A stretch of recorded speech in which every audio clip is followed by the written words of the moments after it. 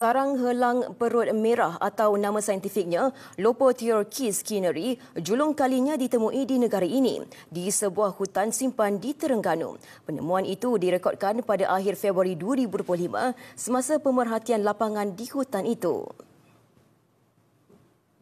Ia bukan sahaja rekod pertama di Malaysia, malah sarang spesies itu jarang direkodkan di peringkat global.